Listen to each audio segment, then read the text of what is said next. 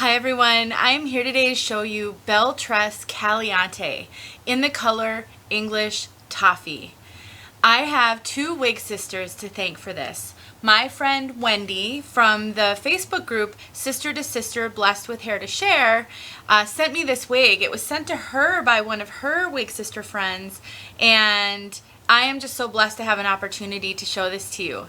In addition, this piece is going to be September's giveaway, so stay tuned for that. All right, let's talk about Caliante. So Belle Tress wigs are heat-friendly styles, and so Caliante is heat-friendly, and I'm going to talk just a little bit about heat-friendly fibers in this video, but before I do anything, I'd like to show you what Caliante looks from all sides. She's super cute.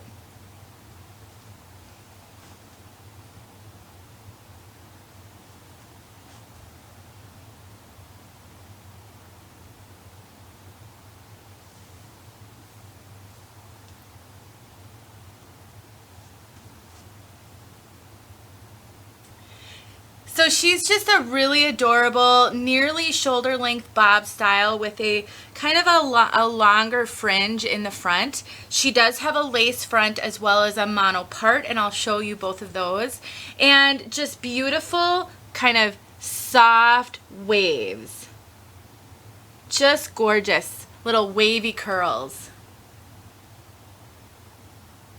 I just really think she's adorable. Now, for my sisters who like a little bit of a bang, I do think that she is bang worthy. So I think you could cut a bang in her. Sometimes when you get wavy pieces like this, it can be hard to put a bang in them because of the curls and the waves, but the waves actually start a little bit further down. She is fairly straight from about here to here. So I do think you're going to be able to cut a bang in her with very little difficulty. Something else I'd like to talk about with Belle Tress wigs is the cap fit. So Belle Tress is known to run a little large, and they do fit me a little big. So I usually cinch in Belle Tress wigs, and I usually get a little bit of extra cap on the top. Not a terrible amount, but definitely I've heard Belle Tress referred to as big head friendly, and I think that's probably very true. And so just keep in mind that if you are a true petite, you're probably going to find Belle Tress to be a little large on you. So let me show you this lace front, and before I do, let me just mention that I believe this lace front has been trimmed. It does appear to me that it's been trimmed, and so when I go to show it to you, it's going to lift a little bit because there isn't a lot of the lace front left. Now, if you are interested in this piece, you see how she lifts a little. That can be managed very easily with just a little. It stays, and I believe it's a product of being trimmed. So there's just not a lot of lace to grip my forehead. But what I really want you to see is how good the knotting is on this. It's really good, and you're going to be able to pull this style up off the face if you want and show that beautiful hairline. The reason I think this is significant and I want to point it out is I do have a number of Belle Tress wigs in these darker brunette colors, and it is really hit or miss how good the knotting is on Belle Tress. Now, I think this is a newer style. They may be getting better at this. You know, one of my first Belle Tress wigs I ever received, or purchased actually, was Lady Latte, and you can kind of see the knotting on there, and I have noticed that on a few that have a darker root, the knotting can be a little visible. It looks fantastic on this piece. So either this is just you know, an anomaly, or they're getting better at their knotting, because I know that's something I've seen in other videos. Really good. Something else I want to point out, it is a mono part, but it is very densely knotted, and therefore you can't really see that mono part a whole lot. So if you are someone like me who does like to see that mono part, you know, you really want to call out that part line, then you can attempt to pluck it a little bit. That is something I know a lot of people do. I personally have not done that yet. It's on a to-do list. I really want to experiment with plucking apart. I have a few wigs that could use it, and so stay tuned for a video at some point on that, but it is possible to pluck some hair out and show more of that part line. Let me show you the cap on Caliante. I will talk about the heat-friendly fibers as well. So go too far, so that if you're interested in hearing. So there you go. You've got your lace front, you've got your mono part, velvet adjustable, bendable ear tabs, extended nape, and pull bra strap adjusters. I don't have hers pulled in right now, and she is fitting me really, really loose. If I were to wear this one, I would have to cinch her in. Sometimes these type of adjusters don't stay very well, and so you may have, if you're cinching her in quite a bit, you may have to put just a little tiny stitch with a needle and thread just around the kind of the metal and the adjuster to keep it in place. I believe it's something I could even do with my zero sewing skills. So if you can sew a button on, I think you can probably do that. So just a tip there for these type of adjusters. Something that Belle Tress is known for is their lack of permatease in wigs. Now, that's not to say that they don't have any wigs with permatease, but in general, they do not have a lot of permatease in their wigs, and many of them have none.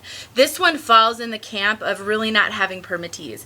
There may be just a little bit of crimpy fibers up here.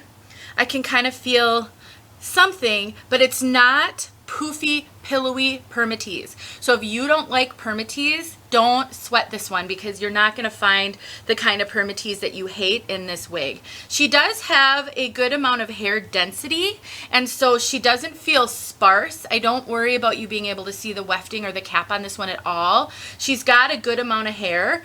I'd call it moderate. You know, she's definitely not a light density wig, but I've had wigs with a lot more hair than this. So she's in that kind of nice little sweet spot. If you like super low density, this one does have a good amount of hair. And then when you factor in these beautiful waves, it does give her a little bit of volume and body, which I think is really cute. But if you get overwhelmed by hair, if you're petite and you get overwhelmed by hair, this one might be a little overwhelming unless you're super used to wigs. Something that you can do is you can thin just a little bit around the front. There's lots of videos on that, to just take a little bit of the bulk off of this part of the wig if that's bothering you. So let me talk about these heat-friendly fibers. I am going to get outside so you can see this color outside. The heat-friendly fibers on Belle Tress wigs, when you first get them, feel amazing. Absolutely stunning. They really feel good. I wish that Belle Tress wigs could keep that feeling forever, because it's just really, there's no other wig like it, really. And if you have experience with Raquel Welch heat friendly, these feel nothing like that. I much prefer the feel of the Belle Tress heat friendly wigs to the Raquel Welch. That said, all heat friendly wigs have a challenge with being a little bit sensitive to the environment. So a wig of this length, if she lays above your collar, you're going to have a little bit of an easier time than if she hits your clothing. Friction from clothing is kind of the enemy of heat-friendly fibers, and it will cause these ends to get a little bit frayed. Now, you can take heat to these wigs, and so, which is awesome, because then heat will counteract some of the fraying that can happen, some of the clumping that can happen with heat-friendly fibers. The issue is taking heat to this wig will impact the curls.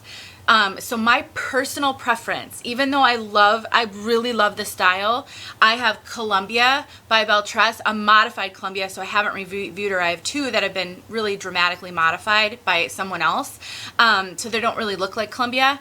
I have noticed, though, she's starting to even feel that way, even though she's really short. If I take heat to her, I'm going to lose the wave and the curl that I really love. It is why my personal preference with Belle Tress heat-friendly wigs, or really any heat-friendly, is to get it in a straight style. Now, I know a lot of you love Belle Tress. You buy the curly styles. I'm not trying to discourage you from trying a curly style. They're really, really cute. I just don't think that this type of a wig is an everyday wig unless you're prepared to do intervention on it. You know, take heat to it and then maybe put curl back in. You probably can't get it to look exactly like it does now, but that is one thing to do. So I want to make sure to mention that. I probably should do a whole video on just heat-friendly fibers, but if you're looking at this wig and you really love it and you don't have any experience with heat-friendly, please do yourself a favor and start looking for videos about how to care for heat-friendly wigs. And just keep in mind, if you want it as an everyday driver, you are going to have to probably do interventions on it sooner rather than later. It will not hold up as long as your non-heat friendly wigs, but there's so many benefits to them. So it's kind of that, you know, trade-off. And like I always say in videos, there's always trade-offs in everything in life. There are trade-offs no matter what it is, marriage, children. I mean, you have trade-offs, and it's the same with wigs. So anyway, that's my 2 cents. The coverage on Belle Tress is pretty good. I usually actually have some bio hair showing on Belle Tress wigs right here, as I do with a lot of wigs, but the ear tabs come all the way down to my ears, which is really good. The bangs, you can see it's doing this to me. They do kind of want to lay in the face a little bit. With heat-friendly fibers, though, you can tend to just sweep them aside, and they usually behave pretty well, and they also do really well with the heat from your hands. So the more I just kind of brush her to the side, the more I use my hands to put heat, the more she'll train out of my face. My Bellissima, which I love, and I have a couple of reviews of Bellissima, is a wig that hangs in my face, but I actually haven't had to take heat to her because I've been able to just over time and constant training get her to stay out of my face. So that's a real positive to heat-friendly wigs. All right, everybody, if you have questions, let me know. Caliante, super cute. I will get outside so you can see this color. And like I said, this is going to be September 2020, because I know this video will be out there for a while. September 2020's giveaway, so stay tuned for that video. Super adorable. I really like it. Thanks for watching, you guys, and stick around for that outside look.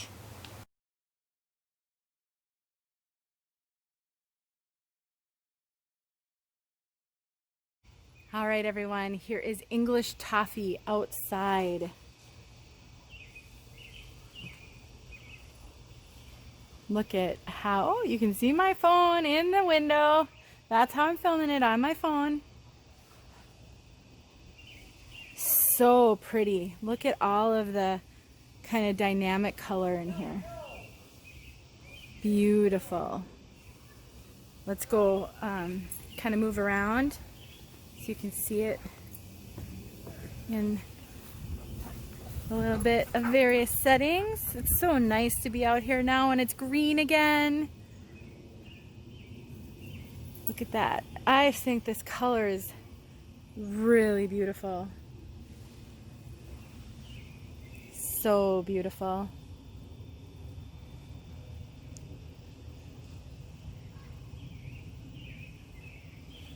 Let me switch hands here.